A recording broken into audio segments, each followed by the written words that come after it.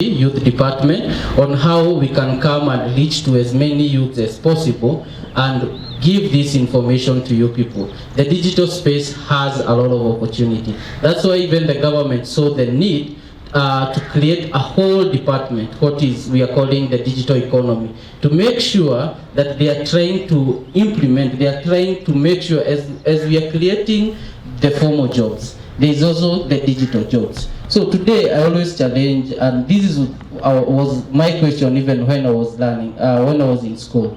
You find that some of the best companies in the world, let's call them Google, Twitter, Facebook, we have IBM, we have what we call even the Silicon Valleys of the international countries. All of these companies, you'll find they have one thing in common. They don't have a product. You don't go to a shop like the way we go to a supermarket like Naivas and buy bread. When we don't go to Naivas won't get any profit. But you download a Facebook app, use it for free, create your own profile, be there always. But at the end of the year, Facebook is counting a lot of profits. The owner is the 7th richest person in the world. Now the question is, have you ever thought, how is this pattern of how do they make money? You are not paying them. You are not using money to pay Google. The little bundles that we use actually are they benefit Vodacom and whatever. But there is a way that they are using you to also make this money. So the whole digital space or the whole Ajira Digital Program, we are now coming in and trying to make you understand the whole of this ecosystem. And I'm happy the Kiambu Youth Department opened their hearts to us when we called in, and we are starting to roll out this program. We have been in training in a lot of centers, churches, schools. I think we have trained in almost all polytechnics, TVETs, but we are still feeling there is a gap. So apart from having the physical training, we also do virtual sessions. So you can log into www.ajiradigital.go.ke, book a session there, and you are able to attend a virtual class wherever you are. So in Kiambu, we have also started what we are calling job linkages virtual sessions, where we invite people via Zoom to join in, listening to some of the success stories that we have, people who are making hundreds of thousands using the digital space. So it is not actually us to come into the virtual session and talk. We give opportunity to people who have already done it. They share their script, you see how the process is done, and if it works for you, you implement on your side. And it is good because you can be doing your maybe 9 to 5 job, you can be going to your own hustle, but jioni ile masaa, you also do something. I've seen young people here do a very good skit. The only challenge sometimes you find, kuna wengine sijaona mtu amerecord, but at the end of it all, something like that can be on YouTube. And these guys, mimi najua kama walikuwa YouTube, venye nimeona hiyo furaha yenyu hapa, wangetoa wangesema maybe kila mtu ako YouTube, kindly subscribe to our channel ni hii na hii. Si wangetoka na subscribers I think 300 from here, si ndio? And then when that is happening, they monetize. Yeah, they monetize their channel. So you can find that because umependa hiyo content yao, utaenda kuwafuata wapi? Lakini utapata umeona hapa kuona tena pengine uende Dhika. Nimesikia kuna mwenye ametoka Dhika, si ndio? So we are trying to come into this ecosystem and show you people, give you that information, tell you that with this you can be able to start. And the good thing about this space is that the growth is gradual. Yeah, you don't wake up today and start earning on a platform like Upwork, like Ben. No, but you start with maybe doing a job that will give you $2. The next time you know it, after 3-6 months, you're able to make a lot of money through it. So that's the whole ecosystem about the Ajira Digital Program. And I know maybe a lot of you can have questions. So just as I return my mic to Marianne, I will ask my team just to stand up. We have a trainer, just stand. A trainer, she's called Teresia, and because she's from here, Githongoli. She's one of the Ajira Digital trainer.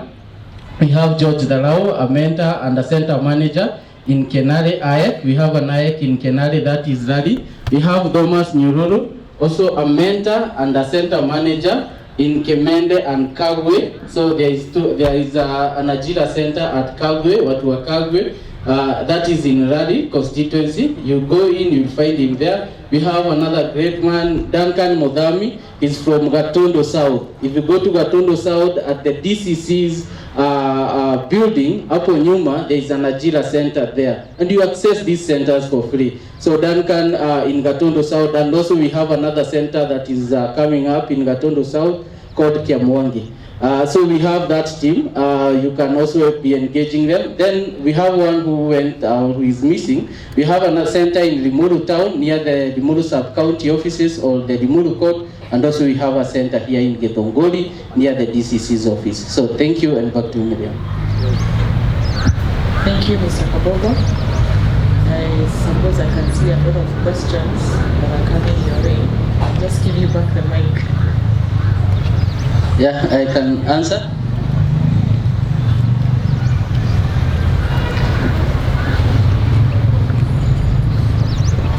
So afternoon. I was at a training, Ajira Digital back in 2019 at Vika DC's office, and there was a promise that we would have a center. That was back in 2019. It's 2023. What's the plan?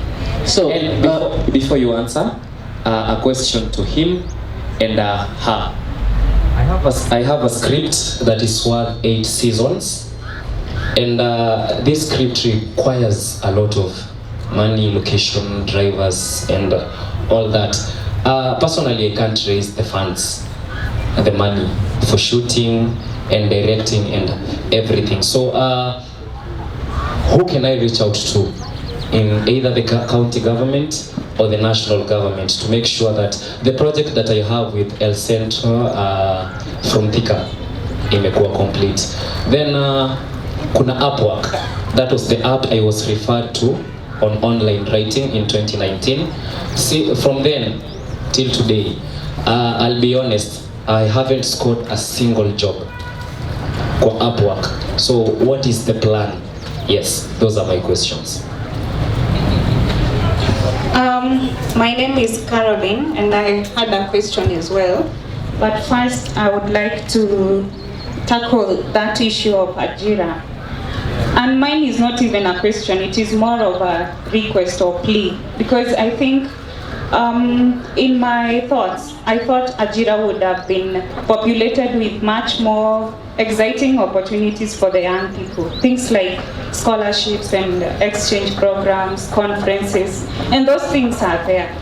You can bear with me, even USAID itself has a program meant or targeted to the youth. So if that platform would be populated with such opportunities, apart from the IT and any other opportunities that are there, then I think it will really reach a good niche, which is the youth.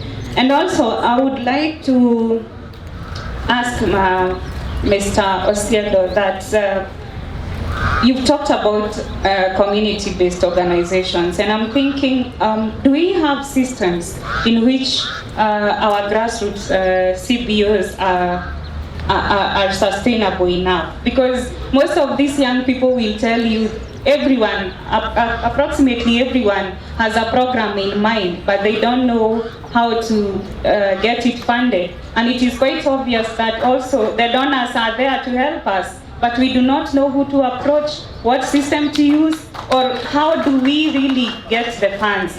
Because I've heard that there are even kitties, but we don't get to see how they help our people. So yeah, thank you. Hi, my name is Kitawa from Reno.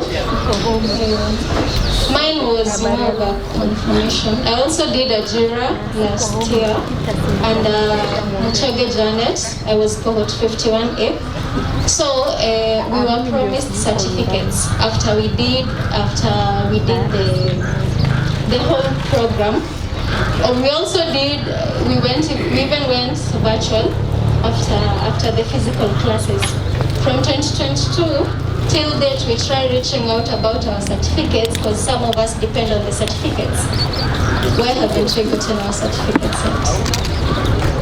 So, thank you. I'll start number one with the issue to do with DICA.